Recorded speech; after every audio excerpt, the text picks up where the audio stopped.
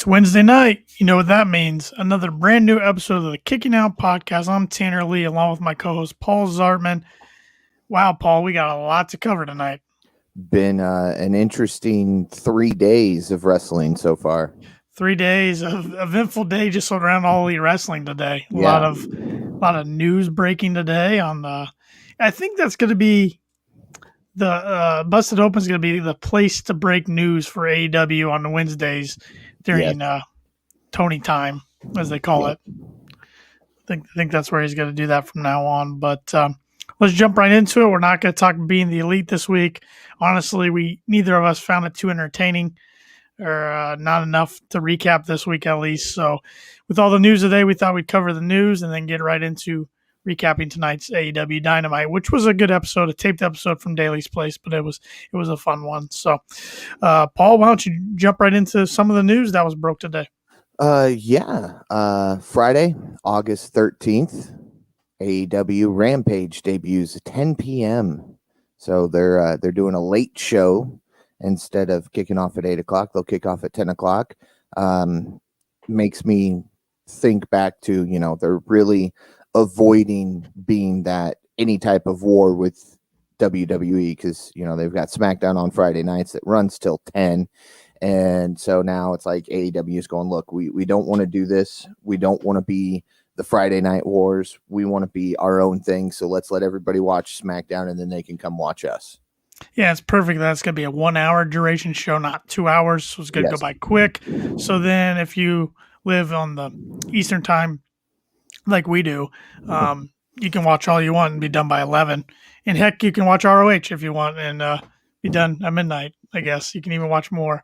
Yeah. But, Dynamite or Rampage and ROH. Yeah. I figured this was coming soon because they kept hinting it and hinting it and hinting it.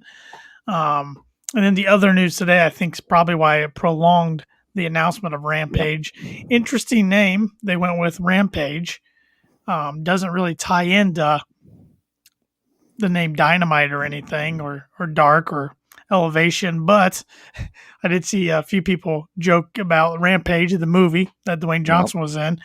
Warner Brothers owns the right to that movie, so we'll see what happens there. Yeah, and I'm not saying The Rock's going to show up on Dynamite, but or anything like that, or in AEW. But yeah, it's good. Think about AEW. You're going to have content now 4 out of the 5 weekdays.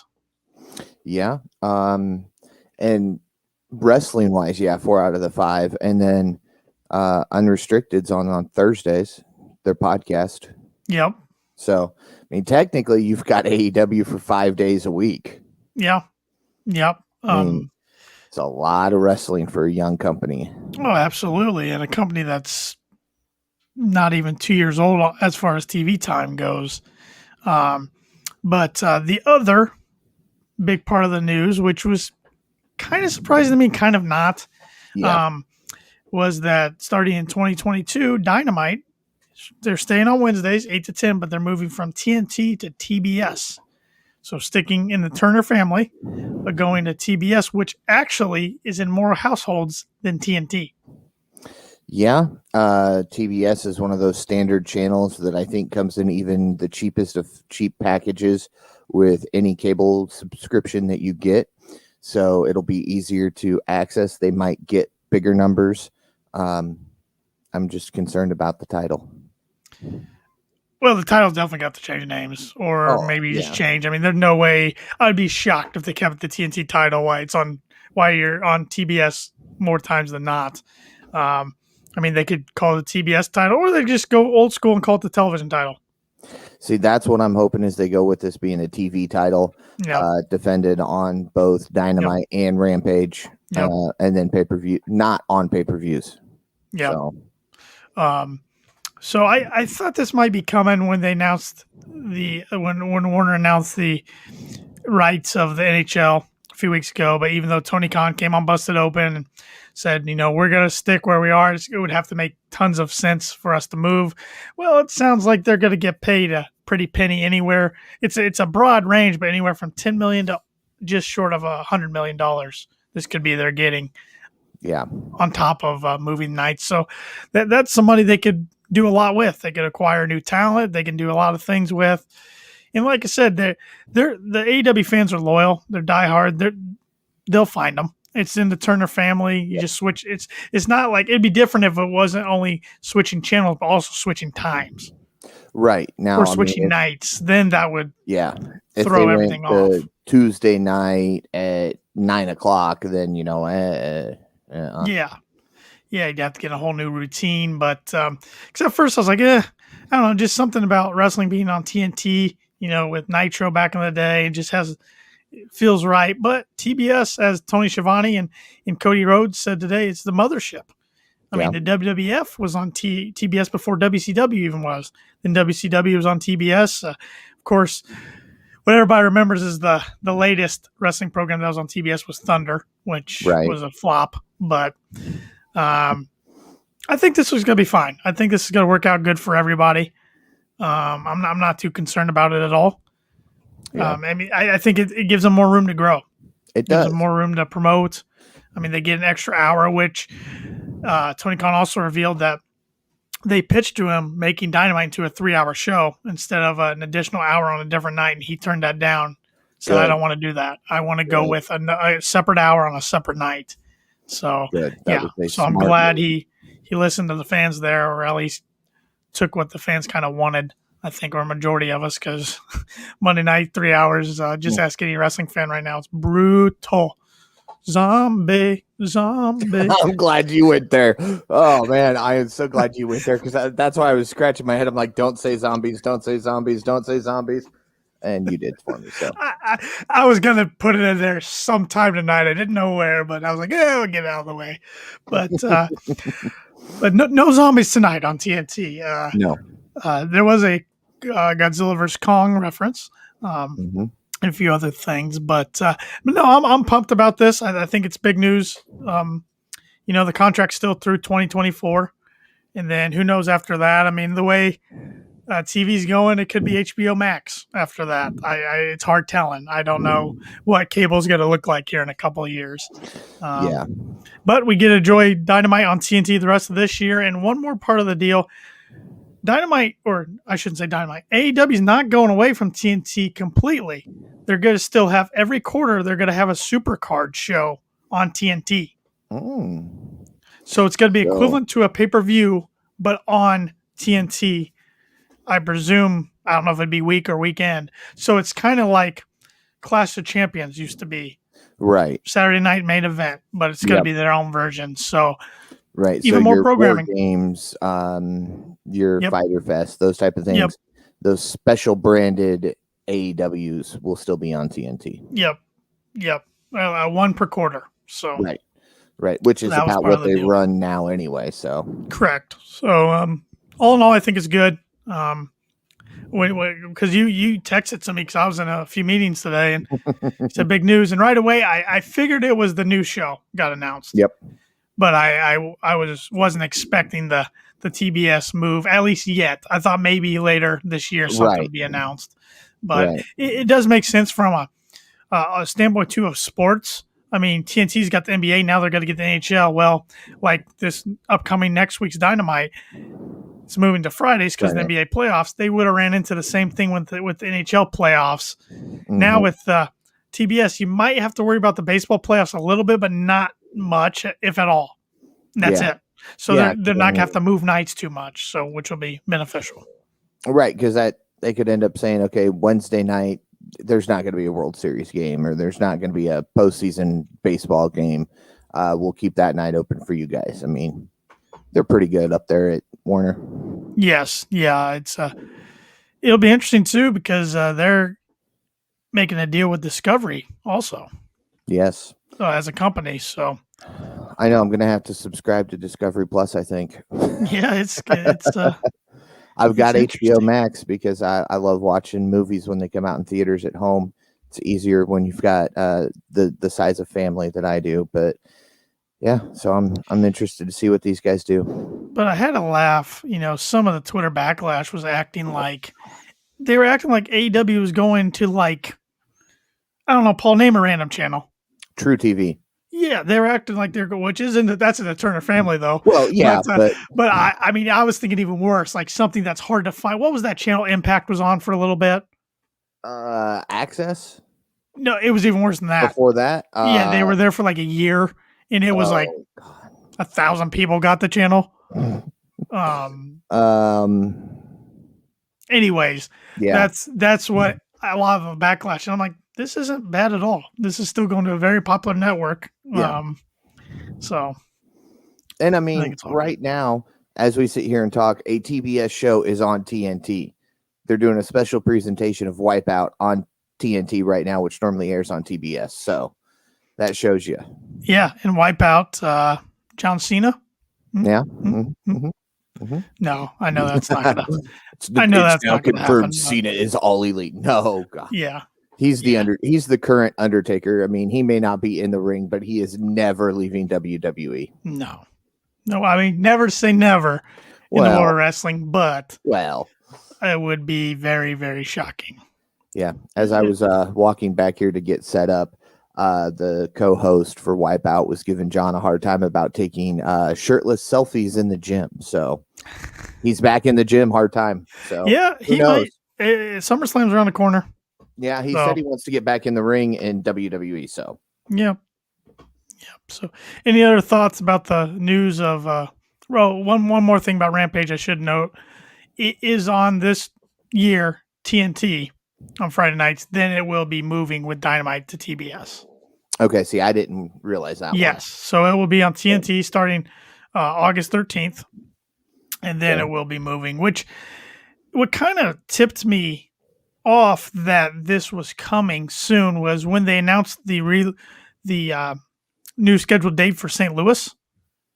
It just said it was a Friday night, but it just said it didn't say Dynamite. So I was like, yeah, and then boom, here we are.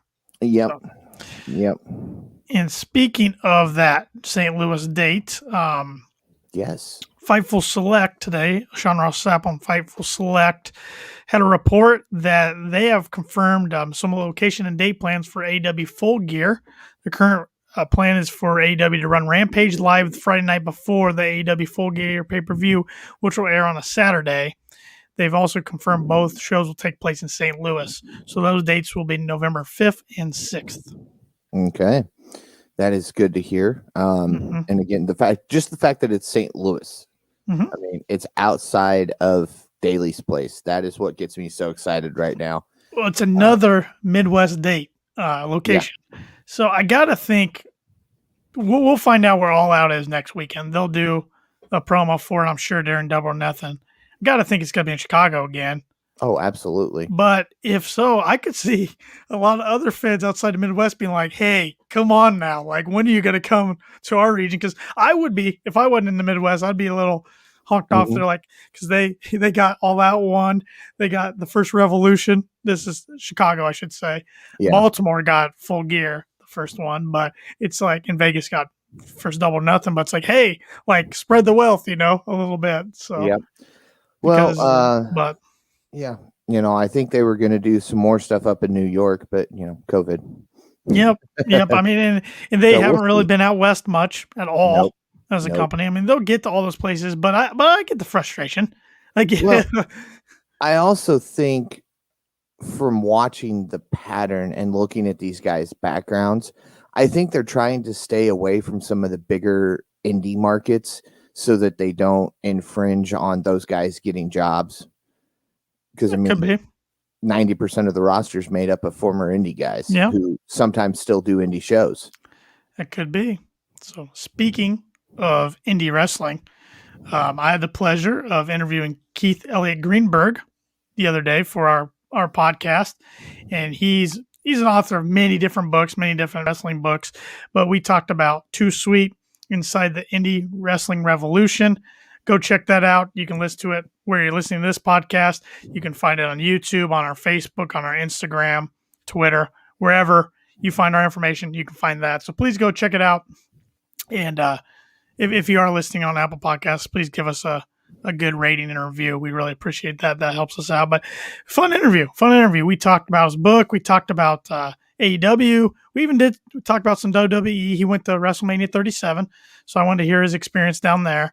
But very, very fun interview, and it was great to hear that he's working on a sequel for the book as we speak. Ooh. So breaking the news on Kicking Out Podcast. Yeah, so great book if you're looking for a good book to educate yourself about the indie wrestling scene, and tons of guys you read in there are now part of AEW. So, and then there's a few that aren't doing anything anymore. Correct, and he does talk about why he decided to keep them in the book, and he said he will hit on that more even in the sequel. So we did talk about that a little bit. So go check the interview out if you haven't already. I'd appreciate it, and it was a good time. And I'm gonna have another interview coming out.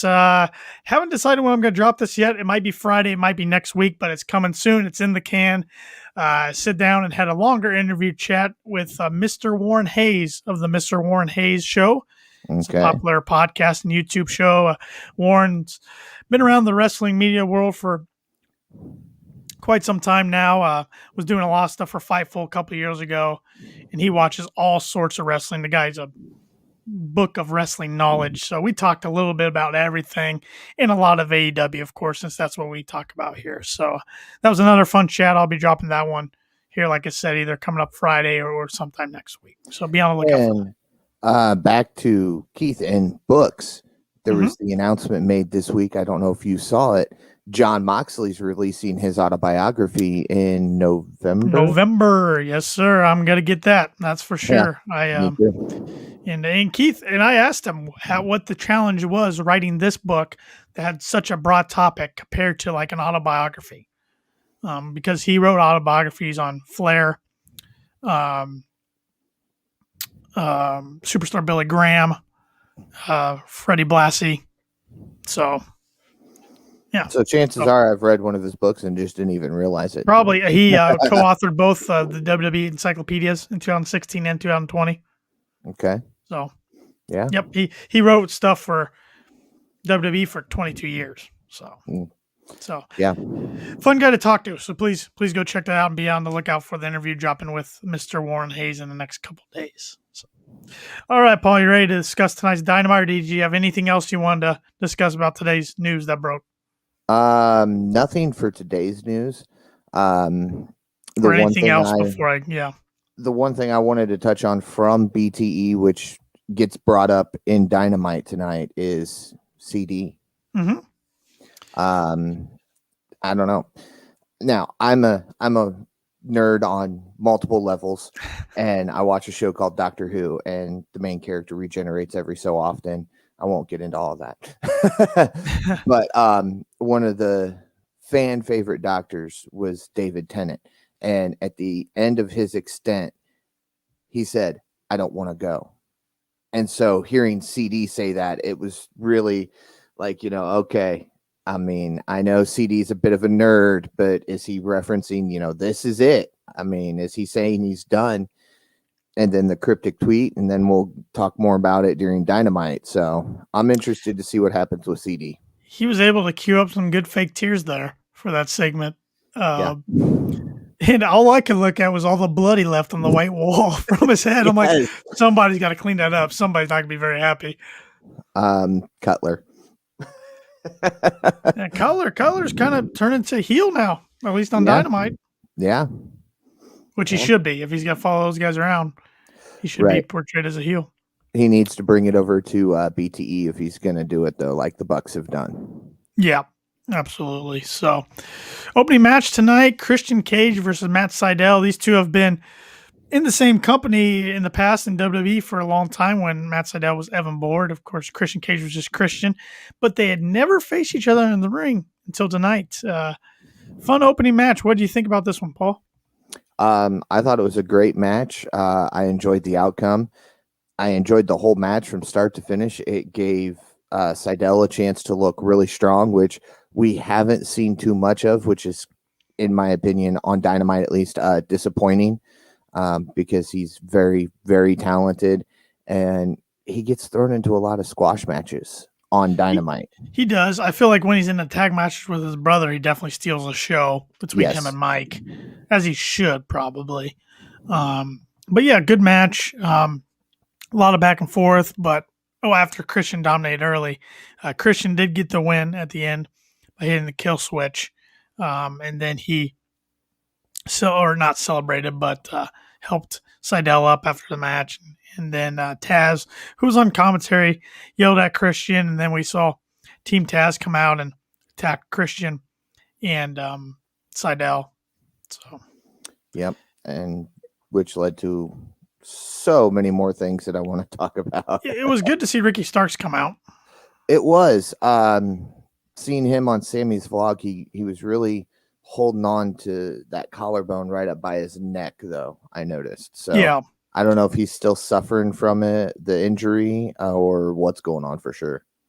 Yeah, it sounds like, all reports are his broken neck, out for 3 months. So he's going to be on the shelf for a little while, but he's not going to go away. He's still going to be in probably Sammy Guevara's vlogs and on camera on Dynamite and in Dark and things like that, just to keep him in the forefront of things. Yep.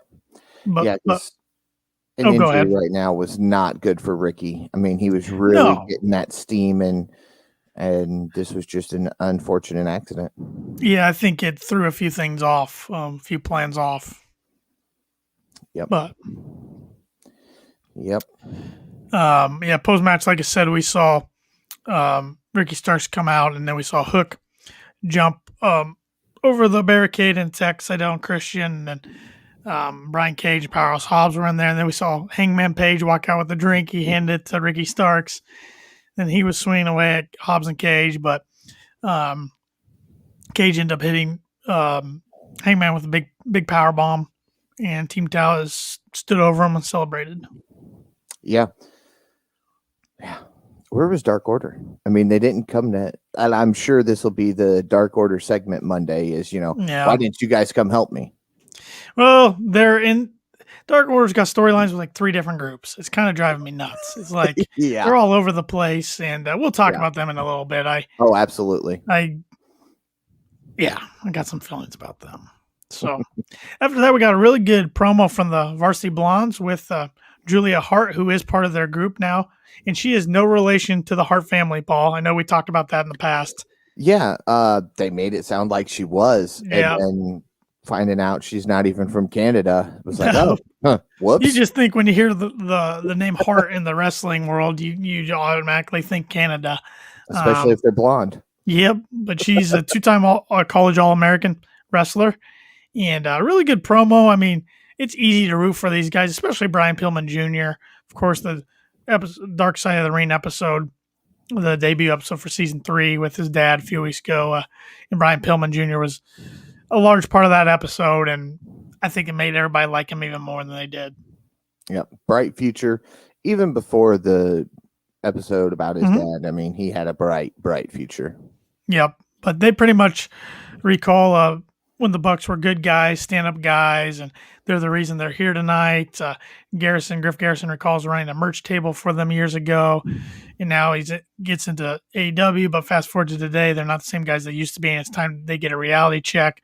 Pillman Jr. says they won't stop until they reach their destiny of becoming AEW World Tag Team Champions. Yeah, definitely a promo that just makes you want to go, these guys are champs at the end of the show. Yeah, it got everybody's hopes up a little bit, I think. Yep. We then saw America's favorite tag team, John Moxley and Eddie Kingston, talk about making a dent in the tag division after they've put together a string of wins. Moxley asked Kingston if they are invited to the super kick party. Kingston responds that neither of them throw super kicks. Moxley says they're just going to beat the brakes off the Acclaimed. If you notice, they had to do a break in the promo. They did a quick transition. So it wasn't all one take. Something they chuckled or something happened. So yeah. With those guys, who knows? Or maybe they went off the rails and they just could be too many bleep buttons. Yep. The Acclaim then talked about Moxley and Kingston invading their space in the tag division. Anthony Bowens says if Moxley and Kingston want a tag team title shot, they have to get through the Acclaim, but they're going to get their asses dropped. Then we got the match. John Moxley came out to Wild Thing, but the Major League version, which Tony Khan told everybody on Busted Open today that that was coming tonight. But he didn't say if it was going to be a thing after tonight or not. Right. So we'll have to see. Mox definitely got into it. Oh, yeah, because he was expecting it tonight. Tony Khan also revealed that he did not tell Moxley that they were going to play that last week. And Moxley came back and was like, that was so cool. Like, he was pumped, like, because how he's acting last week, he didn't look surprised on his face. So, no, that's the one thing about Mox. I mean, he can keep a straight face regardless of what's going on. Yeah. Yeah, but the crowd loved it. They were seeing it back, so that's all I kept thinking was, please at least have it through Double or Nothing. Yes. I mean, they, sampled Tarzan Boy for Jungle Boy. Yep. The fans sang along and it became a permanent thing. It might be permanent for Mox. Because, of course, Judas is always going to be the one sang the most by the crowd. I think this would be number 2. Yeah. It's such a popular song. More people definitely know this than they know Tarzan. Yep. So we'll see. It'll be interesting, but I gotta give my props where props are due to Max Caster tonight. Holy cow! Yeah. He was doing his normal rap, and Tony also he always talks about Wednesdays what's gonna kind of to be expected tonight, which I like. Right. And being a taped episode, he kind of gave away some hints. And he said tonight Caster's rap was going to go pretty hard, and he wasn't lying. No. He asked Eddie why he's dressed up like it's 04. You look like a box of Newports. That made me laugh. Then he said to John Moxley that his wife hit him up for some oral sessions. And then everybody's like, oh my gosh, did he just go there? Bone replies, what? She wants us to be on the podcast. I was like, this is fantastic. Yeah. I mean, it was great. And the kid's got talent. Oh, he's good. I mean, he's a highlight every week. Yeah. And they're both good in the ring. They got a bright future ahead of them. Oh, absolutely. Very bright future. Absolutely. So good match here. A lot of back and forth. I'm just digging Moxley and Kingston as a tag team, like I think everybody is. A lot of shenanigans at the end of the match. We saw Caster toss Bowens a chain. The referee sees it and stops it. So then Caster has a boombox, but Moxley takes it and smacks Caster with it. Then Moxley tags himself in. It's a wheelbarrow into a paradigm shift on Bowens for the win. So, yep. It was the outcome that needed to come of it, but it still made the Unacclaimed look good, made them look strong. I got to give it to Mox and Kingston. They don't have too many squash matches. No, they always let their opponents get some offense to demonstrate what they can do. Now they had the ultimate squash match last week on Dark or Elevation. I don't remember which one. It was like 2 seconds. Yeah, it was awesome. It was awesome. Okay. Yeah. Most of the time. Yes, on Dynamite at least. Yes. Backstage, we then saw Marvez talking to Chris Jericho, who's with the Iceman, Dean Malenko. Gave me some classic WCW vibes there. Tell him what you text me, Paul. The man of 1,000 holds with the man with 1,004 holds. Yep. What a great moment from WCW. Marvez wants to know if the Inner Circle is going to accept the Pinnacle's challenge. Jericho tells Marvez to bounce before he makes Malenko mad. Dean doesn't even say a word, although he just stands there. No, he didn't. Yeah, and then, Jericho made the comment, before you make the man with 1,000 holds mad, Marvez walks off and Dean kind of looks at him and goes, you still know more than me. And Jericho's like, I forgot a few. I mean, that was classic Jericho. Yeah, it's good stuff. It's just good stuff. And Dean Malenko is such a good asset to this company. Absolutely. And if you haven't checked out his interview on Unrestricted, go check that out. It was a couple months ago, but you can go find it wherever you listen to this podcast at. We're then in the ring. Tony Schiavone's talking with Ethan Page and Scorpio Sky. He's talking about the recent attacks on Sting. Scorpio says when he was a kid, he was a little Stinger. Sting was the best. Everything good about pro wrestling. He wanted to be just like Sting, but over time, that feeling changed. He says Sting is not the same man he used to be. He warned Sting to step aside or he'll put Sting down. Ethan Page tells Tony he can finish the interview and tells him to head out, so Tony heads out. Ethan Page talks about throwing Darby down the steps a couple weeks ago. Then Darby lost the TNT title the week after. Ethan goes on to say he knows how much that title meant to Allen. I mean, it meant the world to him. Says he's here to take everything away from Darby. He will put a nail in his coffin. The lights then go out. We see the snowfall. First time we've seen that in a couple weeks. Sting walks out. Darby comes in from behind with a skateboard, smacks both guys with it. Both teams brawl. Sting takes a skateboard and cracks Scorpio Sky in the midsection with it. Darby continues to swing away on Ethan Page. Sting gets Scorpio Sky in the Scorpion Deathlock. He's tapping out. Darby makes sure Ethan Page can't get back in the ring. Page and Sky look to leave, but the Dark Order cut them off from both tunnels, and then the two run to the side and get away. Yes. And this is the moment that I text you. Yeah. You asked me, Brody Lee, he passed away in December, said leaves the Dark Order with no leader. Could Sting fill that role? I'm like, don't see it. But I can think of somebody. Who you got? Christopher Daniels. That's it. That's kind of what I was thinking. He's got a history there with the Dark Order. Fallen Angel. Yep. Bring that persona back. They recruited him. Yeah. Before Brody Lee made his appearance and attacked Christopher Daniels on his first Dynamite. I don't know though. I don't think Daniels is retired yet. No. I don't think we've seen his last match. No.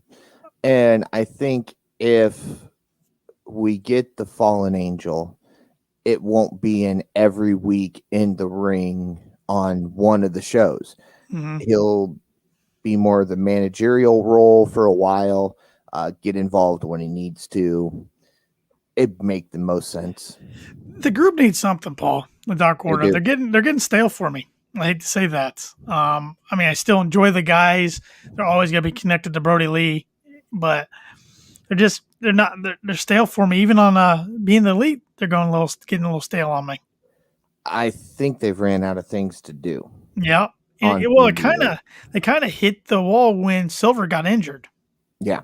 And it hadn't been the same, even though he's back now. Right. Well, they had a storyline going, and then Silver getting injured, it threw a big wrench in everything, and they just struggling to recover from that. It's kind of like, I don't want to call them a comedy act, but I can't take them as a serious threat when they're not winning matches.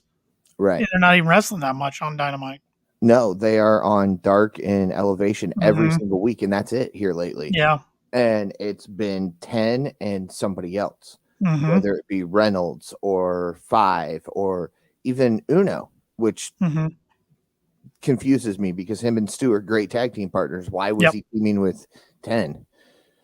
But I don't know. They need to do something. I hope soon we start getting those cryptic join Dark Order messages again. Maybe so you're wanting a heel turn. You're wanting a heel turn. Maybe not a full heel turn. Maybe not so dark and cryptic, but just something that, we're tired of losing again. We need to get back in this. We need to be the Dark Order that we were. Yeah. Reference that Brody passed. Maybe that put the kink in it, go off of that. Say, we really haven't been the same since. It's time we get things back together, start the recruitment process all over again. Because, that's even stopped on BTE. Yeah. We still got Hangman involved with them on BTE. But like we were kind of mentioning earlier, they're in a storyline kind of with Team Taz and now Ethan Page and Scorpio Sky. It just feels like they're in it with like every group. It's like, this is way too many storylines for one group to get into. And 10's in the Friend Olympics on Sammy's vlog. Which Sammy's vlog's interesting. The characters on there. And let's hit on this real quick before we recap the rest of Dynamite. There's been a lot of reports with some heat with the EVPs in AEW, particularly between the Bucks and Kenny and Cody Rhodes. Got to think there's some truth to that because we haven't seen Cody on BT for months. Yeah. He hasn't had any storylines even close to the Elite. Nope. And he's been on Sammy's vlog a bunch, so he still, wants to have that fun, that Right. vlog fun. So gotta think there's some stuff there. Because Cody's storylines are like way away, like not even in the same stratosphere as the Elite stuff. Yeah, I mean, QT. Yeah. Factory versus the Nightmare Family. Forgot what they were called for a second. Yeah. Yeah, I mean, they're not even like if the Bucks are on opening the match, Cody doesn't come on until after 9:00. Right. So, I mean, it's like they don't even want to be in the same hour together if they don't have to. Right. And Dave Meltzer, I believe, reported he kind of made it sound like they're not talking, but they're only talking when they absolutely have to. Right. Which is not good. But no. I mean, it sounds like the honeymoon period's kind of over. I mean, when you mix friends and business, it doesn't always mix well. This was a big fear for a lot of people. Yep. From day one, one of the big criticisms has been it's 4 guys who love wrestling. They're going to butt heads eventually. But I do like, ever since January of 2020, there's one guy calling the final shots. Tony Khan, as it should be. Before that, it was all the EVPs kind of had their say. Yeah. Now it's Tony, which I have seen reports. I think this was Nick Hausman on the Wrestling Inc. Daily reported this, that he has heard that Tony does listen quite a bit to Cody Rhodes and now QT Marshall a bunch. So that might make the Bucks and Kenny a little frustrated. I'm not sure. This is all speculation because I don't know. I'm not behind closed doors, but Wade Keller of the Wrestling Torch makes it sound like someday somebody's going to write a book about this. Yeah. AEW is going to have a book for sure. And this will be a chapter in it. Yeah. And that's really where I'll leave it at is it'll be a chapter. It won't be the end of it. It'll be towards the beginning. And Mr. Warren Hayes and I talk about that rumor, and he's got an interesting opinion on it as well. So you can go check that out when that interview drops. So, all right, back to Dynamite. One of my favorite things of the show, we see the Pinnacle enjoying a meal at a really nice restaurant. MJF's at the top of the table. He's mocking Chris Jericho for being so funny with all his jokes and soaking them with the bubbly. But before that, we see Wardlow finishing off a bottle of wine, slamming it down, and said, "Another." And then Sean Spears asks for another glass, and he's all tense and getting aggravated. And so MJF's talking about, he says he hopes Jericho laughs himself silly about how great he is because for the first time in his career, he's dealing with a guy who will get the last laugh. Dax Harwood says they should be chasing the titles, not having to deal with Inner Circle. He goes to get some more wine. Server brings it to him. Spears holds the glass up and waits. MJF then gets his filled up. Spears tells the server to come over, and he slams his head on the table for having to wait so long. He goes to hit him with the wine bottle, but Tully backs him down, and Tully tosses the server like a stack of hundreds. I presume they're hundreds. So that should take care of it. I thought that was awesome. MJF finishes with the signature. When you're in the Pinnacle, you're always on top. Yeah, it was a great segment. The right guys talked. The right guys did what they needed to do. Mm-hmm. Hashtag FTR. I'm still going with that. I mean, that'll go back to the old BTE days, but hey. I just like how, it showed the personalities of every person. Yep. Got every person over in a little matter of sense. And I liked when Dax and Cash kind of gave their wine to Spears and were like telling him to settle down. I thought it was great. See, the one thing they could have done is say, we're doing this because Cash just turned a year older earlier this week. Yeah. So they could have incorporated that somehow, but again, they live the horseman lifestyle. Yeah. You don't age when you're the, And Brandon Walker of the Barstool Podcast Wrestling, really good podcast. Check it out if you haven't already. Absolutely. I thought he had a really good point this week where he said he likes the Pinnacle, likes everything they're doing, but he wants to see gold around the Pinnacle because he said when he looked at the Horsemen, they had gold on them. I'm like, he brings up a really good point. Yeah. But they can't right now while they're feuding for the Inner Circle, kind of like Dax said. Because I think a team like FTR needs the titles more than the Bucks. Yep. And then we were talking about this. Tag titles to FTR. Mm-hmm. The TV title to Spears, whether it be TNT, TBS, whatever they go with. We'll call it the TV title for now. Mm-hmm.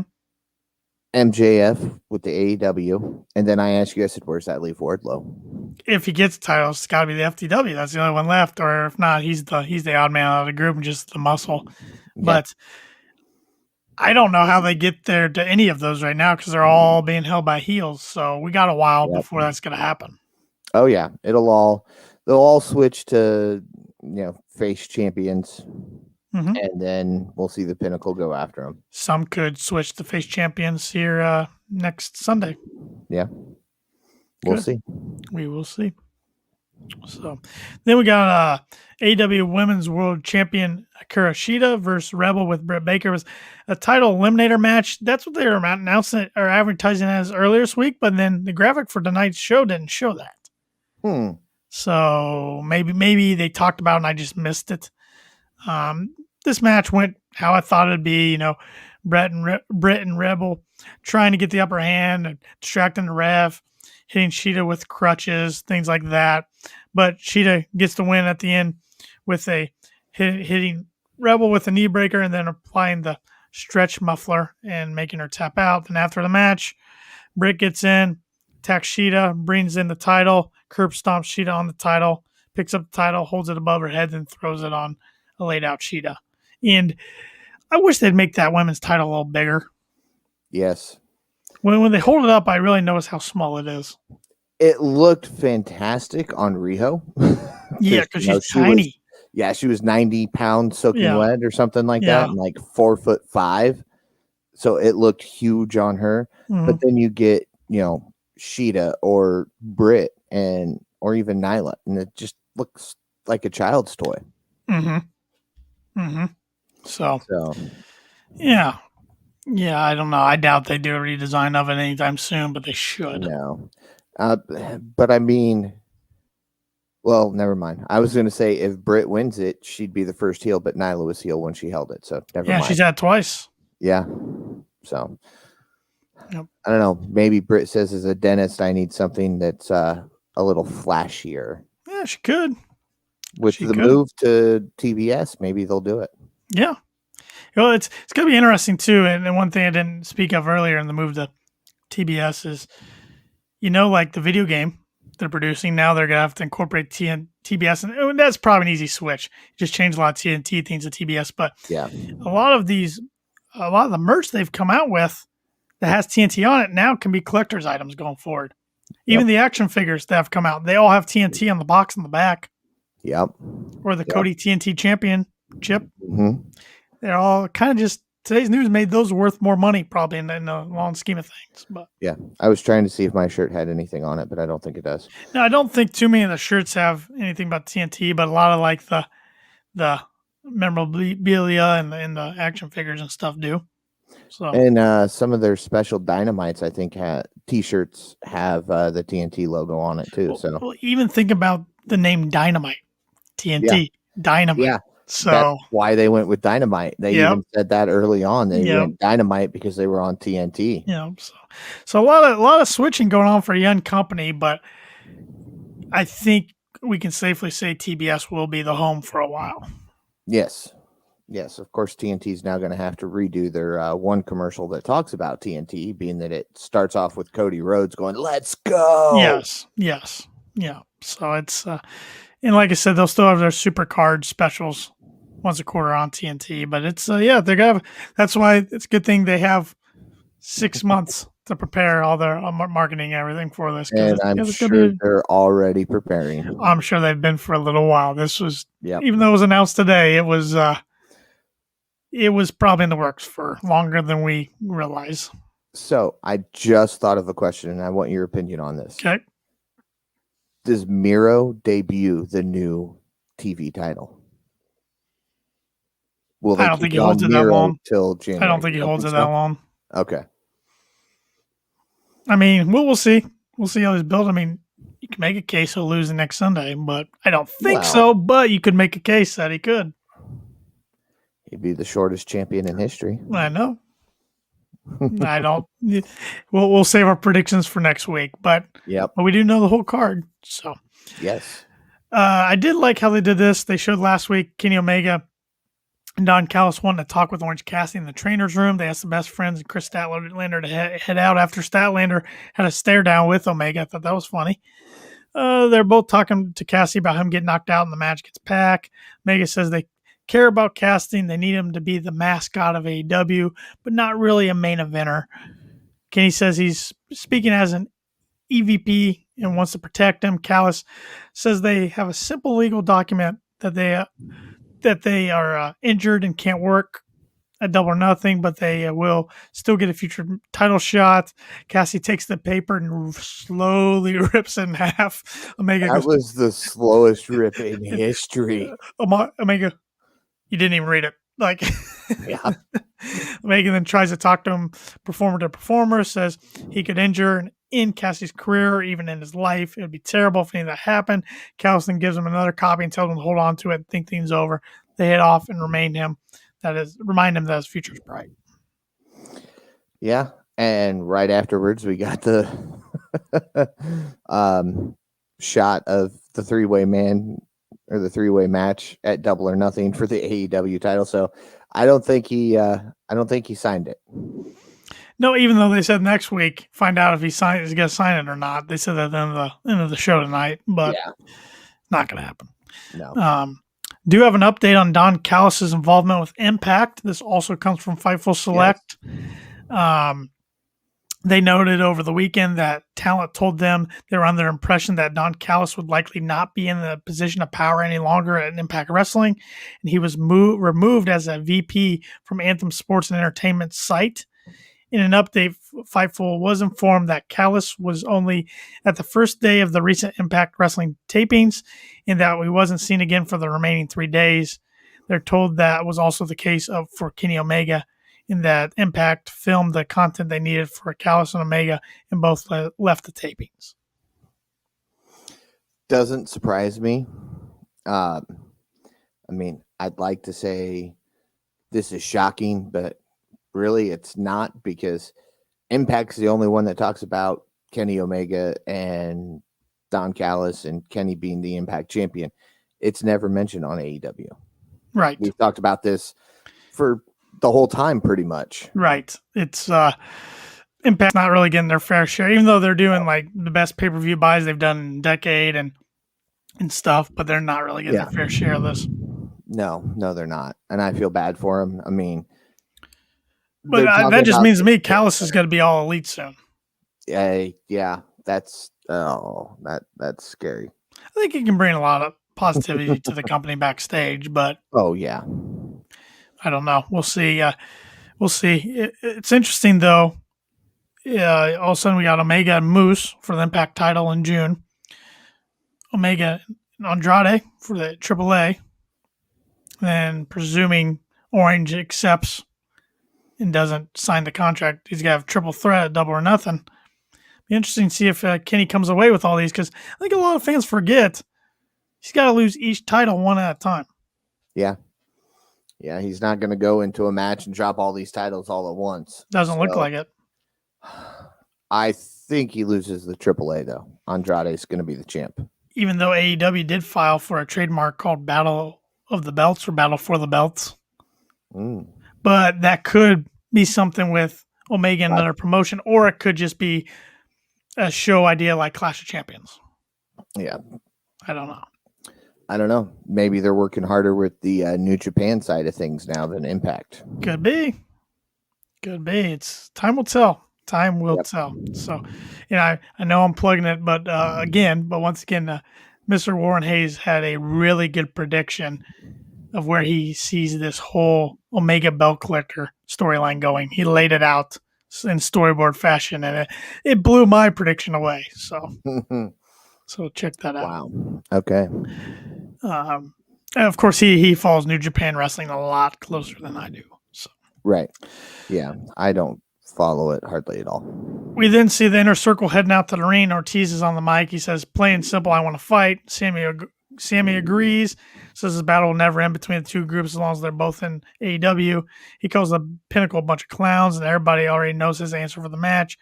Then we see good old Jake Hager, the best promo in the biz, gets on the mic, says they don't have a choice because they have said since the beginning they are the baddest. If they don't accept, they're just like Pinnacle cowards. Jericho takes over and says ultimately what he heard loud and clear is if they accept the challenge, they also have to accept the possibility of them breaking up for good. If they lose, Jericho says he wonders if it's worth it. He wonders if blood and guts was worth it. Putting his family, their worries wasn't worth it. They give up pieces of themselves that they won't get back. He brings up his banged elbow and how to heal, but it won't heal. MJF throwing him off the top of the cage, blah, blah, blah. That's when he talked about falling for hours and hours, almost hitting his head on the back of stage and all that. But he said it was worth it because MJF has given them the fire and the inspiration to come back and beat their asses. The group says yes to the challenge. Jericho notes Santana will be back next week. The hell is coming for you, Pinnacle. Yeah. Don't have Jake Hager on the mic. Good Lord. I mean, I know why they did, because normally Santana would have been there to do that side, but they needed that extra person, so it kind of fell on Jake. But one thing about Hager that bothered me tonight was when Jericho's talking to the camera, Ortiz and Sammy looks at that camera. Hager's still looking at the hard mic. Mm-hmm. I don't know if he's supposed to do that as part of his character, but it would have been nice if he just glanced over too and looked in the same direction as everybody else. I think that's his character, because thinking back through this, he's always just stood, him and Wardlow kind of stand and just stare straight. Wardlow, as in the Pinnacle at least, started following the camera as well. Yeah. But I don't think they're ever going to have Jake look away from that hard camera as long as it's there. Maybe no offense to the man, maybe he can't remember where he needs to look, so he just looks ahead so he knows he's at least at a camera. Yeah, could be. It just really bugged me tonight. But as often with their tape episodes, I didn't have any production flaws that bugged me tonight. So nope. Which should be the case with a taped episode. I didn't see Tony Schiavone talking with Jade Cargill. Imagine that. About if she made any decisions about who she wants to work with. Cargill says she's not working for anyone. Then we see good old Silver Balls Mark Sterling show up again and says he doesn't want Cargill to work for him. He wants to work for her. Cargill didn't appreciate him showing up there in the interview. Tells him to bounce. She'll think about his offer though as he leaves. I gotta think there's something there because this is like 3 weeks in a row we've seen him appear on AEW. So, and she seemed interested this week. Yeah. When he said it's Team Jade, something, I don't know, just kind of her facial expression changed a little bit. Kind of we're going to go this way, but we're not going to tell you yet. I'm glad we're going to get her in action next week, even though it'll probably be a squash win for her because we haven't seen her in a match in a little while. Yeah, I know. I was sitting there thinking, they said tonight Red Velvet's 10 out of, before her match, she had won 10 out of her last 11 matches. Yeah, 15-2 record going into the night. Yeah. And she was facing Serena Deeb. It was great to see her back in action. And this was for the NWA Women's World Championship. First time we've seen that since Deeb's been hurt for a while. But before she got hurt, it seemed like every week we were seeing the NWA World's Championship being fought for on Dynamite. Yeah. But this was a really fun match. I thought both women looked great. Deeb was really laying it in hard to start the match. But Red Velvet looks better and better every time I see her in the ring. Yes. Keeping her on Dark and Elevation has done wonders for her. She's got fans. She's been over with the folks that watch Dark and Elevation. And she's finally continuing that into Dynamite. It's like she's shaking those cobwebs, that fear off of her finally for Dynamite. Yep.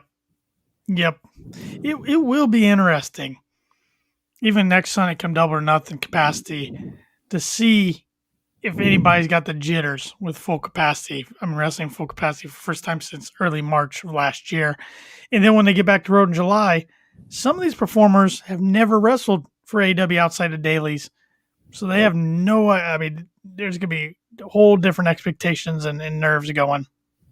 Yeah. Some of these folks haven't wrestled in front of more than, 100 people. Mm-hmm. Or I guess they've had about 1,000 in there for a while now. So. Yeah, but I mean, how many of those are there for Dark? How many of those are actually there for Elevation? Not many at all. Exactly. Yeah. So it'll be interesting to see how all that works out when they get back on the road too, because tape shows, there'll be a few tape next month and in June, but after that, it's going to be a lot of live. As far as Dynamite's concerned, I'm not sure about the other shows. I'm not even sure. I'm assuming Rampage will be a live 1 hour show Friday nights at 10. No, it's not going to. From one of the things I read, it will mostly be pre-taped. Interesting. I think it's it makes most sense than to tape it before or after, or probably after Dynamite the same night. But man, that makes it for a long night for that crowd. But I guess Raw is 3 hours. So what am I talking about? Okay. Good match here. Towards the end of the match, Serena Deeb tries for the figure four, gets rolled up for a 2 count. Red Velvet hits a kick, hits the ropes. Deeb hits a chop block, jams Red Velvet's knee into the mat, and then she gets the Serenity locked in, and Red Velvet has no other option except to tap out. Yeah.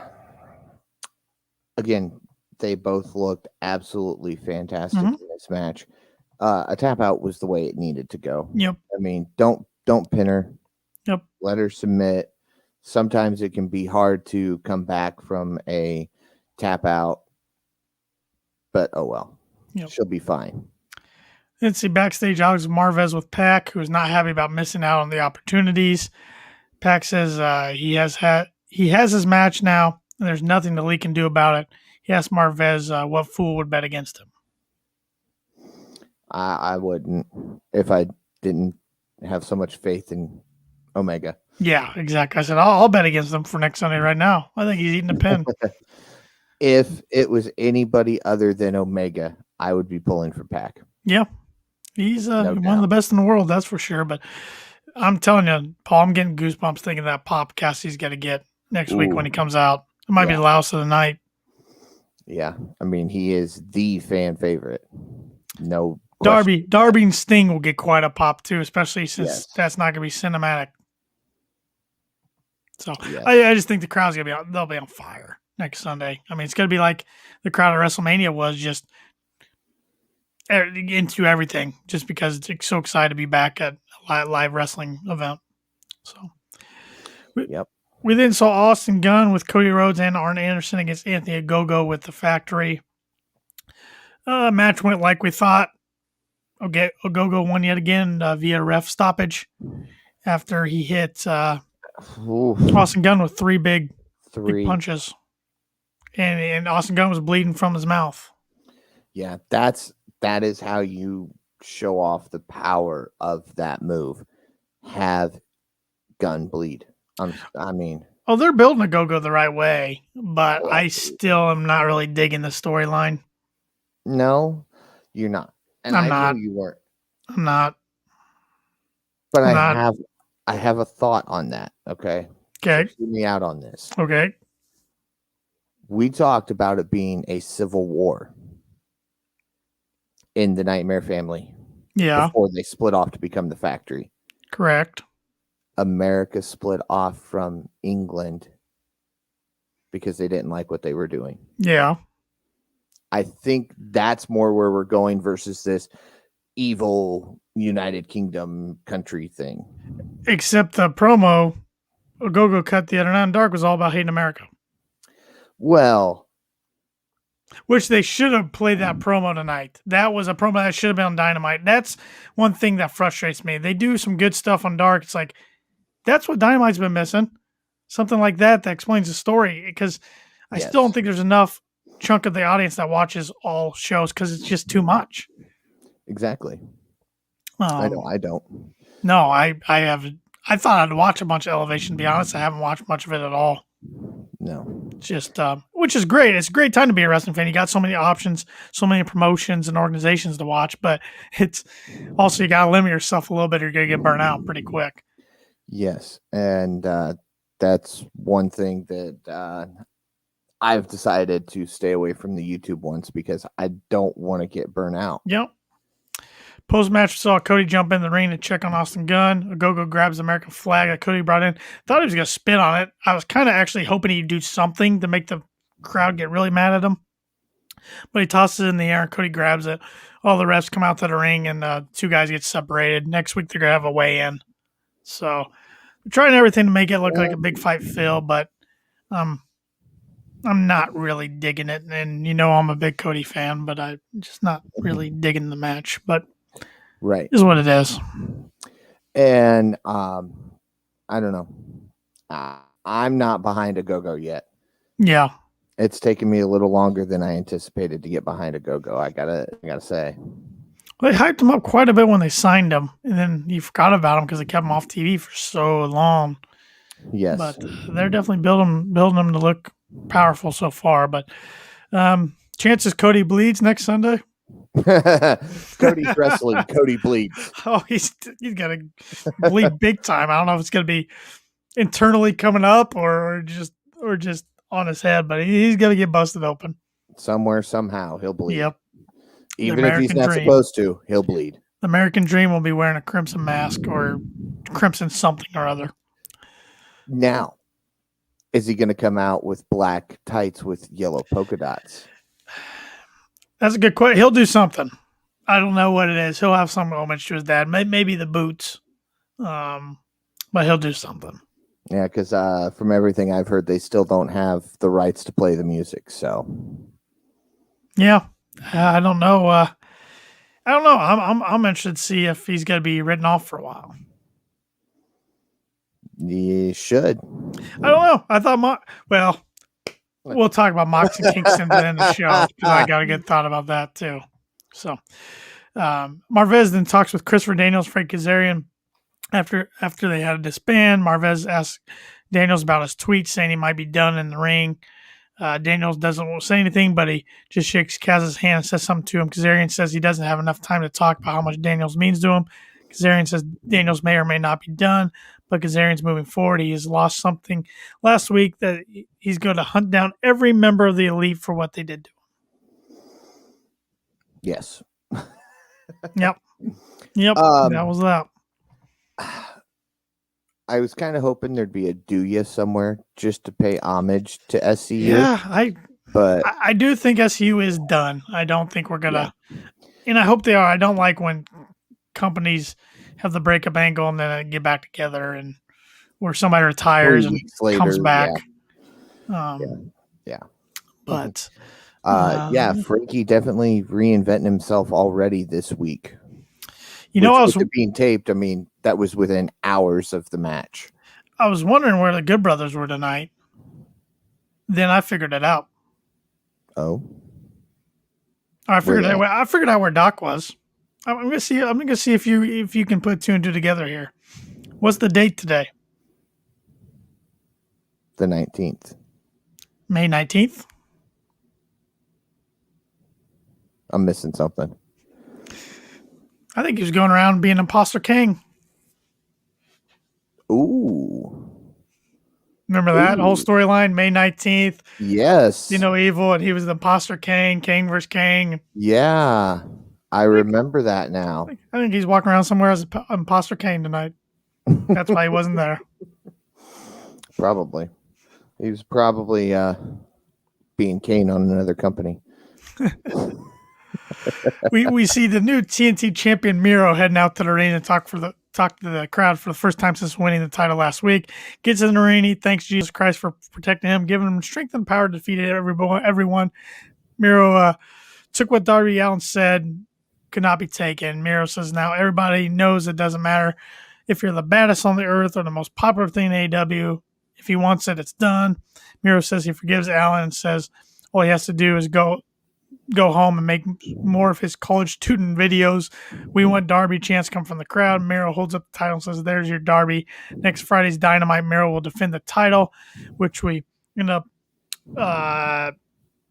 finding out it's going to be one of the Martin brothers of Top Flight. Dante, I believe, the younger one. The non-injured one. It is Dante. Yep, Dante. We didn't see Lance Archer come out to a pretty big pop. He tells Miro to shut up. He said he's been the monster here a lot longer than Miro has. Says he can't wait for Double or Nothing. And when he takes the title, makes Miro his Bulgarian bitch. Thought that was a nice little line. Miro says the difference between them is an old man doesn't hold him back. When he wants something, he just takes it. He tells Jake to stay away. So there's not enough yoga in the world to repair his body if he gets close to him. Says Archer always says everyone dies, and it's true, but Miro insists Archer dies first. I'm excited for this match. I am too, but again, it's one of those matches where you announce the titles on the line and then don't say if he doesn't lose it next week. You're right. I don't know why. I don't know why they just don't do a non-title match. I don't know why it's got to be for the title, because he's not gonna lose it. I think because it's TNT and it's the TNT title. Yeah, you're probably right. Yeah. Just my opinion. I think Darby was doing it the right way, and I hope Miro continues it. Being the main event, having the TNT championship defended on the main event of Dynamite, to me was a nice touch. Yeah. It was.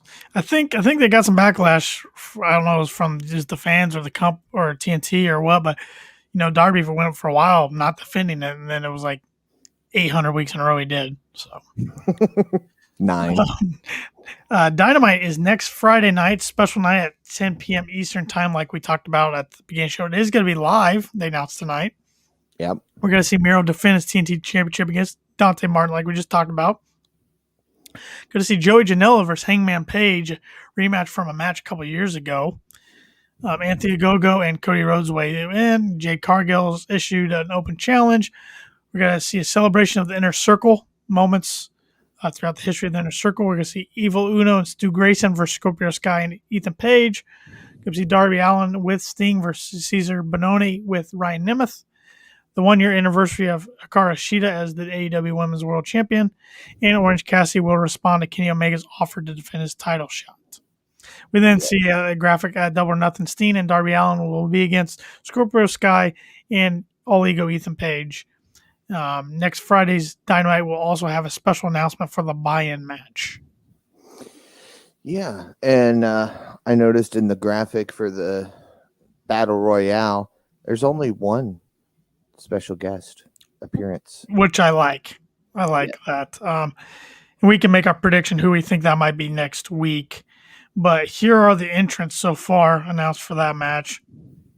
Jungle Boy, who we haven't seen on TV since he lost his opportunity at the TNT title. Jungle Boy, Colt Cabana, both Anthony Bowens, Isaiah Cassidy, Matt Seidel, Christian Cage, Nick Comoroto, Lee Johnson, Dustin Rhodes, Brian Pillman Jr., QT Marshall, Matt Hardy, Penta L0M, Anthony Bowens, Mark Quinn, Powerhouse Hobbs, Griff Garrison,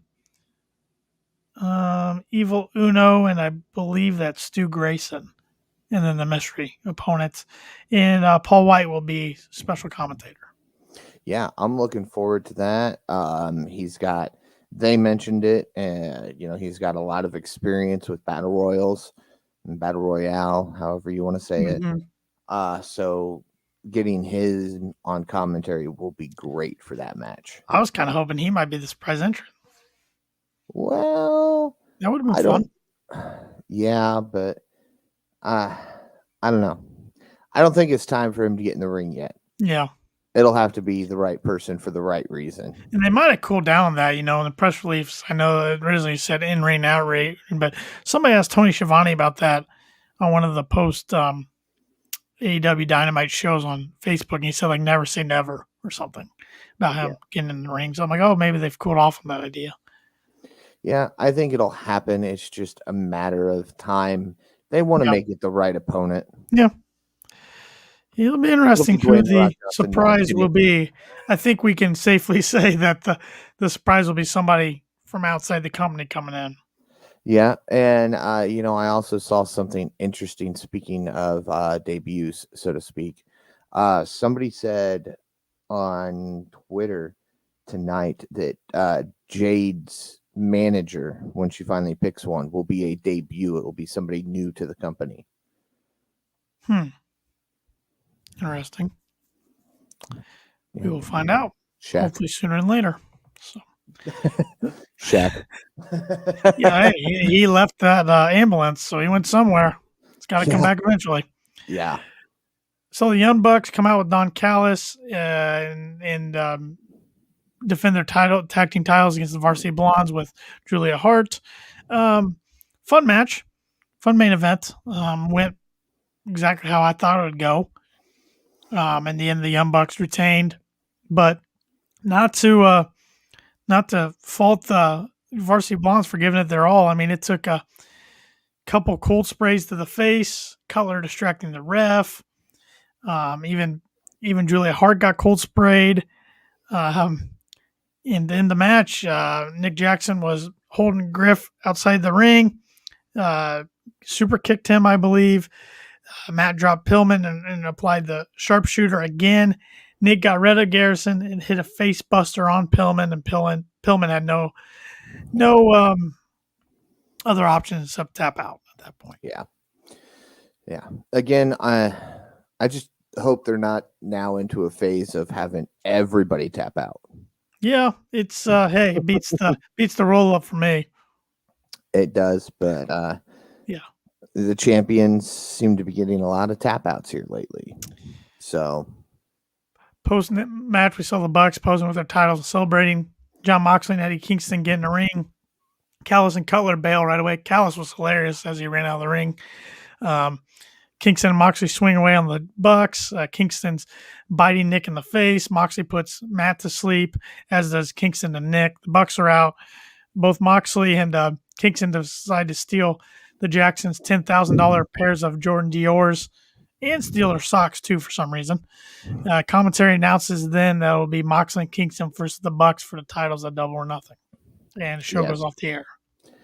Yeah. My favorite part of this was the comment that Excalibur made at the beginning of the match. The walking urinal Don Callis joins us on commentary. Yeah, they're not a fan of good old Uncle Creepy Don. No, they're not. And Excalibur has something different to call him every week. Yep. And it's just great. It's like they just say, Excalibur here, call Don something different every week. We don't care what it is, as long as we don't have to censor you when you say it. So I like that Kingston and Moxley are getting the title shots. I think it's the right move. But here's my question I have for you. Okay. If the big boom to end Revolution would have went off like it was supposed to and it wasn't sparklers, do we see Kingston and Moxley where they are right now? No. Or was this all just a big audible? This was a big audible due to the failure of the sparklers. Yeah, it's interesting because, we were talking about Cody going off TV soon. You'd think Moxley would be going off TV soon, but he's in action almost every week, so I don't know if he will be going anywhere. And when he's not on Dynamite, Dark, or Elevation, he's doing indie shows. And if they win the tag titles, he won't be going anywhere. No. I don't know. Unless he drops it pretty quick, which would be shocking. But it keeps me guessing because I don't know. That's one I'm gonna have to think about. We'll make our predictions next week. I'm gonna have to think about it because we know the card, but I still think we save our predictions for next week. We don't make them tonight. Oh, absolutely. I'm not ready. I'm not ready either. I gotta think some over because there's some that are, I think, pretty easy to predict right now. Others not so much. Oh yeah, there's two that I'm extremely confident in, and then there's one or two that I'm just like, look, this could go either way. Ooh, I just had an idea for the buy-in match. Okay. Dustin versus QT Bull Rope. But that would knock them out of the Battle Royale. Oh, you're right. They're already in that. Yep, never mind. I'm editing that out of the episode. And a bull rope match shouldn't be the buy-in part of the buy-in, but I was thinking, No. the American Dream It thing needs with to Cody and happen Dusty, soon. and somebody to get busted open big time in the bull rope match that needs to be on the pay-per-view itself. So yeah, buy-in, I have no idea. Maybe another women's match of some sort. Yeah. I don't Could know. do something. There's a lot of talent German that have been on TV number for a one while. contender for the women's title. Yeah, there's a lot of talent that hasn't been on TV for a while. So Yep. I don't know. Yep. We'll see what happens. But we got to be back live next Friday night, late night. Yep. Paul, is that the plan? Yep. So midnight. approximately midnight, technically early Saturday morning. Yeah. We'll be coming to you Long live. day. Be coming to you live, and then we'll talk about it more, but potentially right after Double or Nothing, we might have a show. So since it's a long weekend, we'll talk about that. But be on the lookout for the episode, dropping the interview, I should say, with Mr. Warren Hayes. Like I said, that'll either be dropping Friday or I'll say Friday or Monday. I'm not sure yet. Okay. And then please go check out the interview with Keith Elliott Greenberg.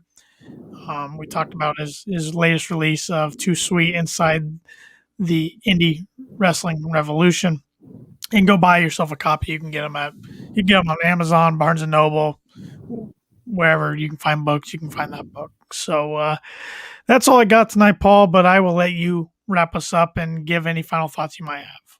Well, before I do, I have a question. Okay. Final grade for the show. Oh, see, I'm getting ahead of myself. I didn't have. I'm giving you a number out of 10. I'm not doing a grade. Yes. I'm doing a number. Right? Yeah, number. And I'll give you my wrestler too. But scale 1 to 10. Last week, I think I gave it a 7. Mm-hmm. I'll give this week an 8. Okay. I'm going 7. I was at 6 last week. It is better. Mm-hmm. It was taped, so it was kind of a follow-up anyway. I don't know. There were just a couple things that rubbed me the wrong way. Sure. I think it'll get up to a 9 soon. Well, it's tough when we get this close to a big anticipated pay-per-view too. It's like, all right, we know the card now. Let's just get to it. And next Friday night will be tough because it's like, oh, we're so close. And we'll be exhausted by the time it airs. No, you're right. You're right. It's gonna be a long weekend next weekend of AEW, but it'll be fun. Good thing it's a holiday weekend. That's for sure. Wrestler of the week. I'll let you go first. Christian Cage. Great opening match. He made Seidel look strong, which nobody seems to do anymore. And I liked there at the end, him picking him up and showing the respect. Yep.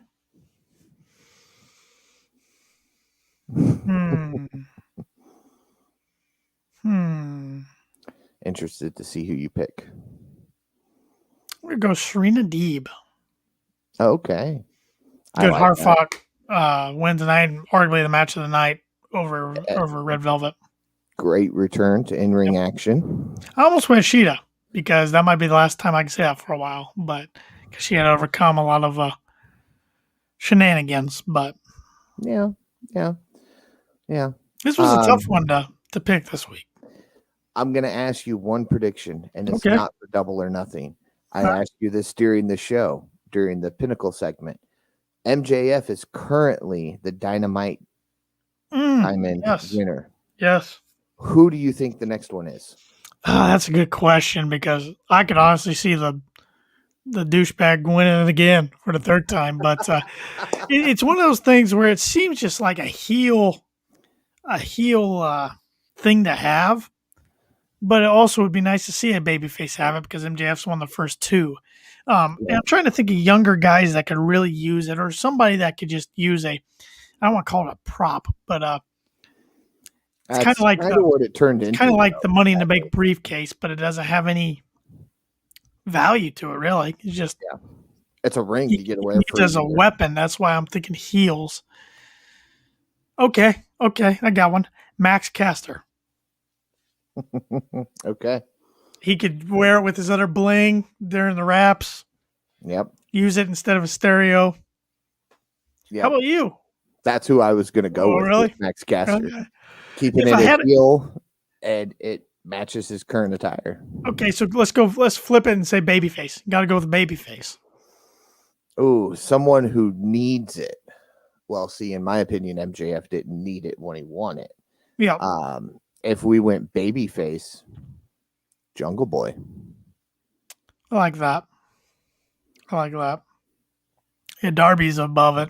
Or not above it, because MJF's right bigger star than it, but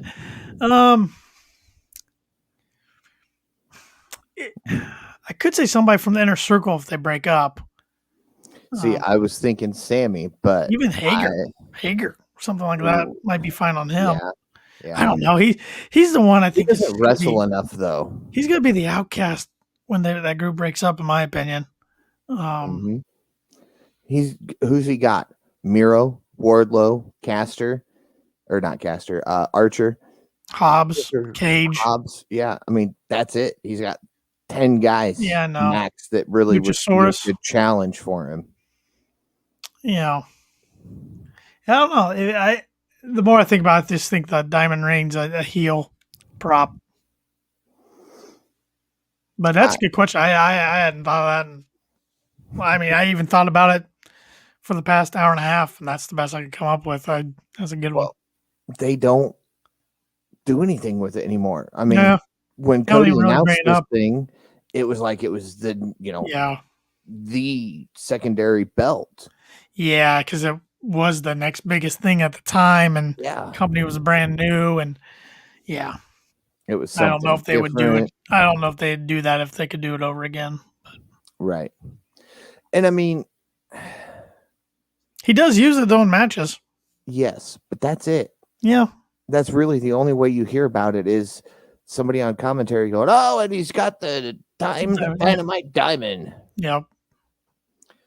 There should have been something else attached to it, you know. They made a little merch off of it, but that's about it.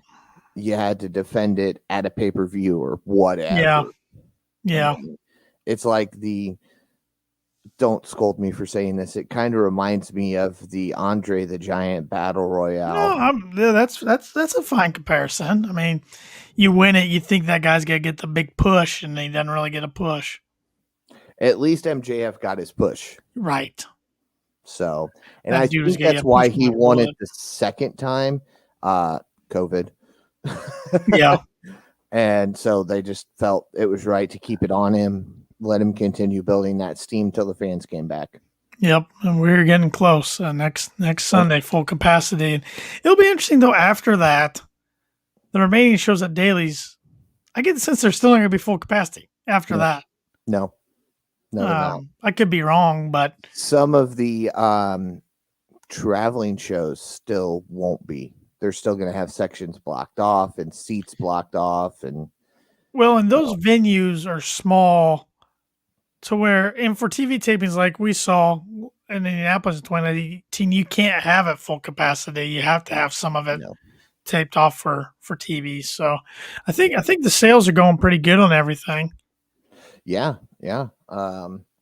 People are already starting to ask, hey, what's my early access code for the show that's going to take place in October? Yeah.